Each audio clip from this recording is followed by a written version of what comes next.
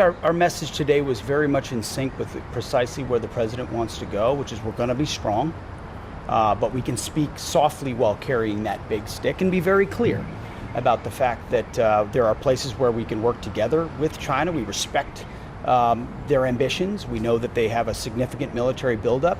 That comes with considerations we have to take as a sovereign nation to ensure that we're prepared for any possible contingency. And at the same time, our position hasn't changed on Taiwan. I said that publicly in my remarks today. That was, but to have an opportunity with another global power to meet in person, as Xi and President Trump did, I think is precisely what the world would want to see.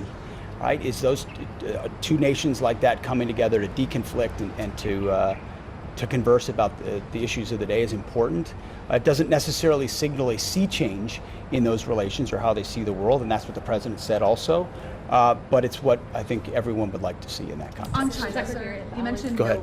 Thank you. What will you and the president need to see in order to, from Iran's nuclear program, in order to finalize the deal and open the Strait of Hormuz? Ultimately, like I said, any deal that the president is willing to make, he's only going to make it if he believes it's a great deal for our country and the security of the world. And only one president was willing to lay it out on the line and ensure after 47 years that Iran is not capable of having a nuclear weapon. And so you saw it in how he's been talking about it publicly. Those goalposts haven't shifted at all, which is the expectation of the American people and what we've stated to Iran. So in the middle of negotiations, the closer they come to that reality, both now and into the future, the closer we're going to get to that kind of a deal. And I also, having been in the room with him, I know he means it when he looks in the camera in the cabinet room and said they can either do this now through a deal, and we think we're in a good place to make that deal, or they can deal with the War Department. And we are prepared. We're postured even stronger today than we were on day one to address it that way if we have to, but he'd prefer not to. So Iran knows very, very clearly what our expectations are, and that's on the negotiating team to deliver. They're coming in our direction. The talks have been productive. I think they know where it needs to go, and I'm quite confident with our president who makes nothing but great deals, that ultimately it'll be something he's proud to defend, that ensures that Iran, which everyone knows should not have a nuclear weapon, never does. Secretary, on one Trump. more question. Do you think that the U.S. and China need to set a mutually agreed upon guardrail or standard on AI? And did you see any progress towards that when you were in Beijing? There were good, productive conversations about that. I think the agreement was that we should keep talking about it to ensure that as that technology develops, you got two things. You want to be able to set guardrails, but given the innovation capabilities of the United States of America, we also want to maintain an advantage and ensure that we can utilize that advantage responsibly as well. So it's kind of it's emblematic of that competing tension. Guardrails, conversations are productive between two strong countries, but it's also our job to run the fastest. And certainly at the War Department, we're trying to do everything we can to maintain that advantage. You mentioned Nelson China in your remarks this morning, that President Trump told you to go forward with that more. Did you meet with your counterpart one-on-one when you were in Beijing, and what sort of interactions and communications are you hoping to facilitate in the future? I did get a chance to meet with my counterpart in Beijing multiple times. In fact, sat next to him during a dinner, and we had a previous couple of meetings, and so it was an opportunity to deepen that. Unfortunately, he wasn't here at that level at Shangri-La, but I anticipate future, and we've set in place more regular rhythms for mill-to-mill contact, because it's not just the high-profile settings, it's the month-to-month basis where you're talking about, whether it's in the Pacific or elsewhere, what they're doing, what we're doing, what it really means, and how we deconflict. That I think is going to matter the most, and that's the expectation of our leadership. Is hey, we're starting a new chapter, which is more collaborative, and at the mill-to-mill level, our job is to make sure we facilitate that interaction as much as possible. Secretary, when it comes to drones, thank you so much. So the U.S. expects to make about 300,000 drones by 2027. Right now, Ukraine, it's estimated, makes between 10 and 20,000 a day. So my questions are, what are we learning from Ukraine, and how are we putting that into practice? And then the second is, Zelensky is asking the United States to expand deliveries of Patriot missiles, those missile systems, to defend against Russia. Will the U.S. be doing that? Well, what you'll see in President Trump's 2027 budget is $56 billion in investment in drone dominance. And continue to learn from what Ukraine has done on the battlefield. It's not about having the exquisite systems, it's the ability to scale it quickly, while adapting week after week. I mean, that's how quickly drone technology adapts. But given we have to do both, have the exquisite systems that can do what only America can do on autonomy, but also that attritable component, which has been so effective on both sides. But we've learned so much from Ukraine and how they operate. So it is an absolute focus of where we're going. We intend to not only be at parity, but the best in the world at it. And I think you'll see from our department that kind of investment going forward. What was your second question again? Zelensky is asking the U.S. Oh, for I the mean, Patriot missile. listen, we're changing the way we make all those types of important munitions to ensure that our companies are delivering not just a little bit more, but a lot of it more across the spectrum. Where we can help Ukraine, we have.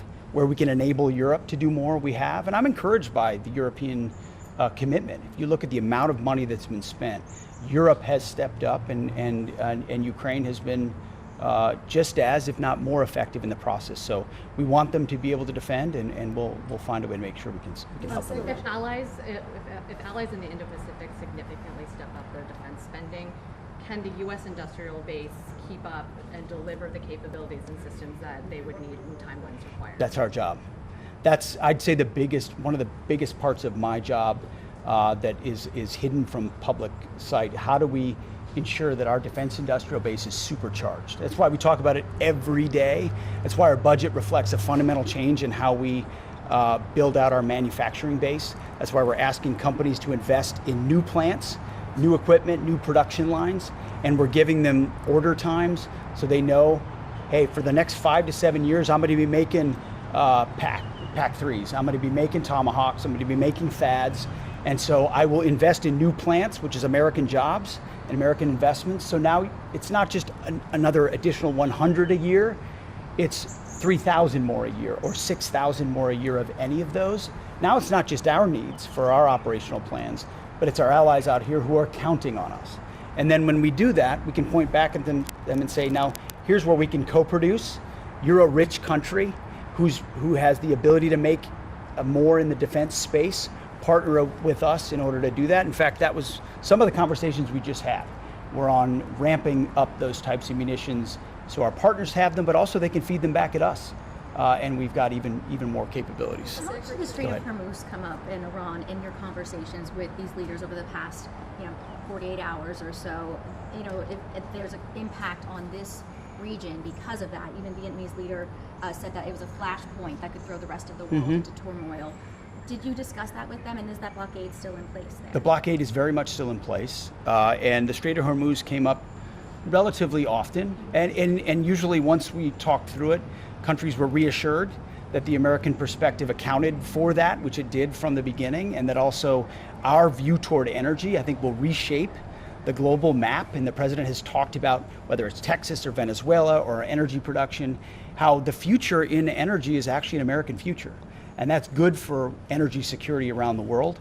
In the meantime, I believe not just what we're able to do and are doing, whether it's known or unknown in the Strait, but also other countries putting pressure on Iran. Once a deal is had, or not, depending on the choice they made, it will be a open strait, a toll-free strait that the entire world can use, which is the way that it should be. Anything else? Yes. The President previously called for Australia's help reopening the Strait of Hormuz. Did that come up in your conversations with your Australian counterpart today? Is Washington still looking for Australia's help there? Australia, when we've called Australia in this context, they've been willing to help with whatever assets they can provide, and we're grateful for that. It's in keeping with how Australia has been a strong partner of ours. The bulk of the weight has been an American effort, especially on the blockade, which has been ironclad, and frankly has put the real pressure on Iran. They want to say that they control the strait, but we do. And everything behind the scenes shows that we are in control when it comes to that, including how the dynamics of the negotiation are coming together. But we appreciate the support they're providing. I think the meetings we had on AUKUS today and other arrangements especially in the Pacific, show that our alliance is as strong as it's ever been. On AUKUS, Mr. Secretary, you mentioned you announced a new plan today for those underwater drones, but in Australia, it's another part of the AUKUS deal that has been in focus lately, those Virginia-class submarines. Yeah. Is the US committed to providing those subs on time? Can Australia count on the US for that? I think they can. And that's why we did the review the way that we did, is to ensure that what we're promising is aligned with what we're able to do. And previous administrations have not put enough emphasis on our defense industrial base or our shipbuilding industrial base.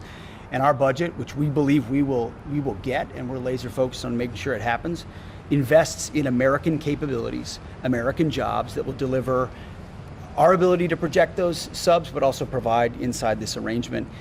But it's mutually beneficial. Those subs, obviously, in the hands of Australia are important for your defense, but they also add to the combined defense of what we would need to do. Heaven forbid there were a contingency. Just a couple more questions. Hegseth has mentioned in congressional testimony recently that when we're talking about funding, supplemental funding from the Iran war for base reconstruction and repair, that it would depend on force structure and needs and what that looks like. Is there consideration or discussion about permanently moving U.S. forces out of some of those bases that were hit during the war and not repairing them? This will all be President Trump's decision, depending on what direction we want to go. We feel good about the partnerships we've had in the region. Those decisions will be made given the outcome. I mean, right now we're focused on being postured and prepared to re-engage if we have to. I mean, this is a high stakes negotiation. We've got the best negotiator in the world leading it. Iran may not want to give up their nuclear ambitions, but we believe at the table they can and will over time, given the right set of incentives. But the most powerful incentive is the capabilities we have there right now, which they can't ultimately defend against at any real level. And those are decisions in the future the president will make based on how this ends. But I feel confident that he'll get to a deal that serves the interests of the American people. Last question here. Biden had said U.S. policy was to defend Taiwan. Has U.S. policy on Taiwan changed at all in the Trump administration? The policy we have on Taiwan is the same as it was at the beginning of this administration. The only change you might see is how we talk about the entirety of it. What I talked about today was strong, quiet, but clear, and ensuring our allies know precisely where we stand, whether it's open in public or behind closed doors, and that's why these meetings have been so important. But our stance on Taiwan remains unchanged, just as the president said when we came out of those historic meetings with China, and I think we're as in strong of a position as we've ever been in the Pacific and around the world. So thank you very much, appreciate it. Thank you very much, appreciate it. Thank you.